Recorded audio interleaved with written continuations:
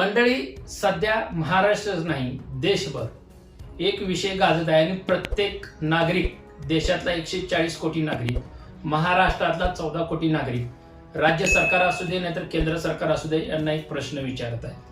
जर सगळं सुरळीत गॅस पुरवठा चालू आहे देश लेवलला, तर मग रांगा का लागाल्यात आणि मग नियम अटी का लावल्यात गॅस टाकी मिळण्यासाठी?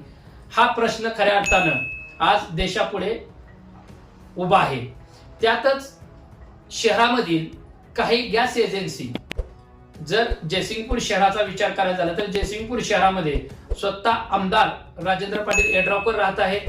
एवढंच नाही तर त्यांना माजी आरोग्य राज्यमंत्री पद सध्या आपल्या जयसिंगपूर शहराला मिळालेलं आहे. एवढं कौतुकाची थाप जयसिंगपूर शहराचं नाव सुवर्ण अक्षरात लिहावं असं माजी आरोग्य राज्यमंत्री जयसिंगपूर शहराला कधी नव्हे मिळालेलं आहे आमदार राजेंद्र पाटील यड्रावकर यांच्या माध्यमातून. परंतु याच जयसिंगपूर शहरामध्ये, याच जयसिंगपूर ज्यांच्या नावावर बसवलेली नगरी आहे, जयसिंग शाहू महाराजांच्या नावावर, या जयसिंगपूर शहरामध्ये गॅसचा, घरगुती गॅसचा काळा बाजार होतोय का?